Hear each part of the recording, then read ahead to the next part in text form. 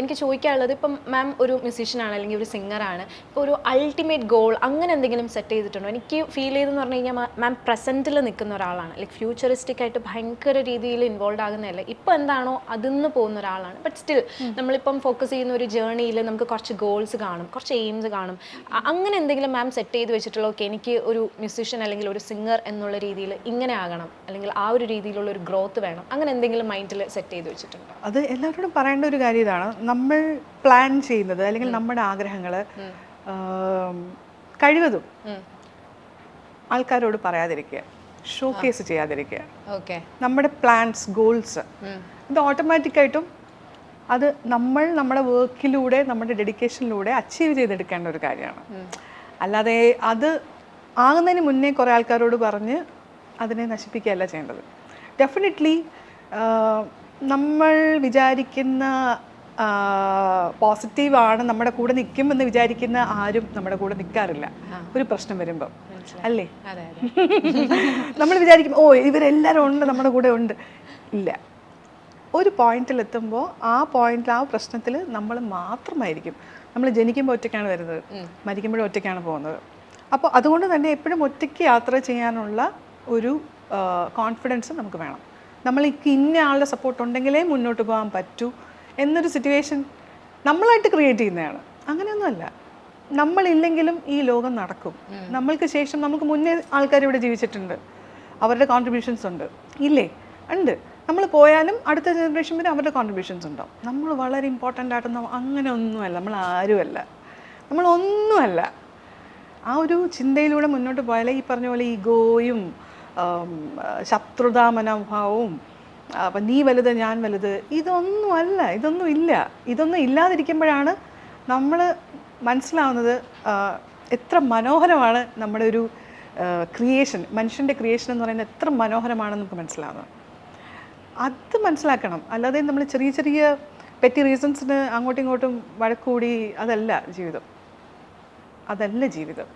ഞാൻ വലുത്, അല്ലെങ്കിൽ എന്നെക്കാൾ എന്തെങ്കിലും ഒരു നല്ലൊരു എന്താ പറയുക, ഒരു ഗുഡ് വിൽ അല്ലെങ്കിൽ വേറൊരു സംഭവം മറ്റൊരാൾക്ക് കിട്ടുമ്പോഴത്തേക്കും അപ്രീഷിയേറ്റ്, അതിൽ സന്തോഷിക്കുക, അതിൽ ജലസി അല്ല വേണ്ടത്. എക്സാക്ട്ലി. ഇങ്ങനെ ഒരുപാട് കാര്യങ്ങളുണ്ട്, പറയാൻ ഒരുപാട് കാര്യങ്ങളുണ്ട്. നമ്മുടെ ടൈം ലിമിറ്റ് കാരണം നമ്മുടെ മെയിൻ 2 കാര്യങ്ങൾ ഞാൻ വിട്ടുപോയി. എനിക്ക് മാമിനെ കൊണ്ടൊരു ഗസൽ, അല്ല ഗസൽ ഞാൻ പറഞ്ഞ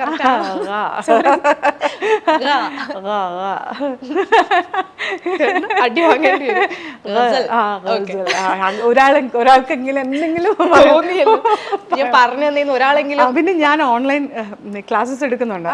അപ്പോൾ അവിടെയും ഞാൻ എൻ്റെ സ്റ്റുഡൻസിനോട് പറഞ്ഞു കൊടുക്കുന്ന ഒരു കാര്യം ഇതാണ്, നിങ്ങൾ ഏത് ഭാഷയോ നിങ്ങൾ പാടിക്കോ, ആ ഭാഷ വ്യക്തമായിട്ട് പറയണം, പാടണം. അതിന് എനിക്ക് ഭയങ്കര നിർബന്ധമുണ്ട്. ഈ ഭയങ്കര എന്ന വാക്ക് തന്നെ യൂസ് ചെയ്യാൻ പാടില്ല. ഭയങ്കരം എന്ന് വെച്ചാൽ ഭയം ജനിപ്പിക്കുന്ന എന്നാണ് അർത്ഥം, ഭയങ്കരം.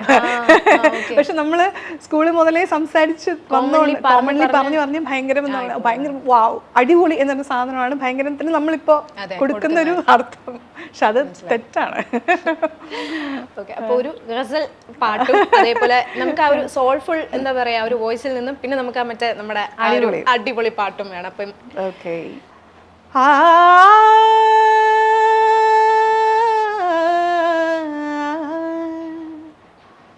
मेरे हम नफस, मेरे हम नवा, मुझे दोस्त बन के दगा न दे, मैं हूँ दर्द इश्क से जावलब, मुझे जिंदगी की दुआ न दे, मेरे हम नफस. എനിക്ക് ലൈക്ക് എനിക്കറിയില്ല, ഞാൻ ഇൻ ഫ്യൂച്ചർ മേ ബി എനിക്കൊരു കോൺസേർട്ട് എന്താ പറയുക അറ്റൻഡ് ചെയ്യാനുള്ള ഒരു ഭാഗ്യം എനിക്ക് ഉണ്ടാവട്ടെ. പക്ഷെ എനിക്ക് ഇത്രയും അടുത്തിരുന്ന് ഇത് കേൾക്കാൻ പറ്റുക പറയുന്നത് ഭയങ്കര സോൾഫുൾ ആയിട്ടുണ്ട്. ഇങ്ങനെ എനിക്ക് ഗൂസ് ബംസ് പോലെ വരുന്നുണ്ട്. ഓക്കെ, ഇനി അടുത്ത നമ്മുടെ ട്രാക്ക്, ആ ഒരു പോപ്പുലർ ആയിട്ടുള്ള ഒരു ട്രാക്ക് അതിലേതാന്നറിയോ? അല്ല എനിക്കൊന്ന് ലാസ്റ്റ് തുടങ്ങുമല്ലോ,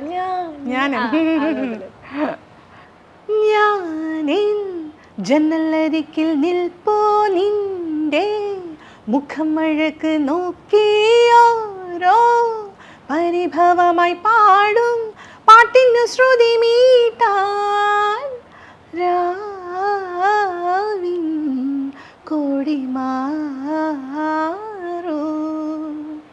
കൂടെ ഒന്നു പോരൂ എനിക്ക് മാത്രം കാണാൻ വാ മാമാ. ഓ മാമ മാമ മാമ ചന്ദമാമ, ഓ മാമ മാമ മാമ ചന്ദമാമ, ഓ മാമ മാമ മാമ ചന്ദമാമ, ഓ മാമ മാമ മാമ ചന്ദമാമ. ഒരു നോട്ടം കണ്ടേയുള്ളൂ, ഒരു ഗാനം കേട്ടേയുള്ളൂ, കൊതിയാൽ ഞാൻ കൊഞ്ചിപ്പോയൻ ചന്ദമാമ.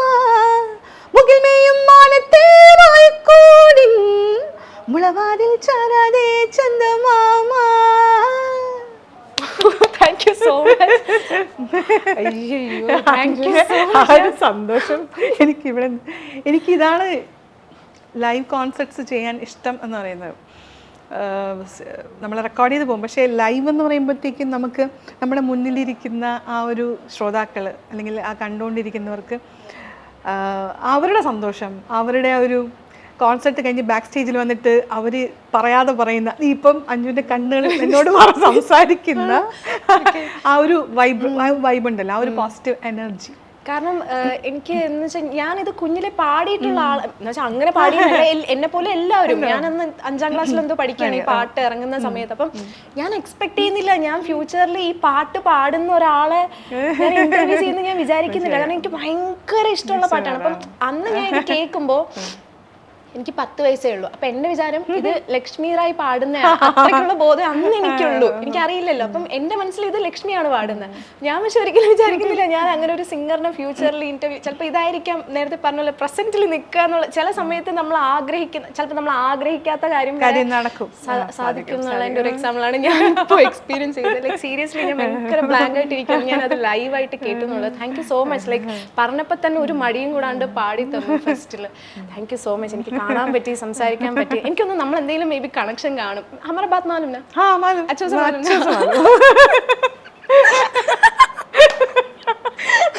ഗൈസ് പണ്ടെപ്പോഴും കളഞ്ഞു പോയ കാണാതെ പോയ എന്റെ ബന്ധുവിനെ എനിക്ക് തിരിച്ചു കിട്ടി. അങ്ങനെയാണ് തോന്നുന്നത്. എനിക്കൊന്നും എന്തെങ്കിലും മേ ബി കണക്ഷൻ കാണും ഫാമിലീസ് ആയിട്ടൊക്കെ.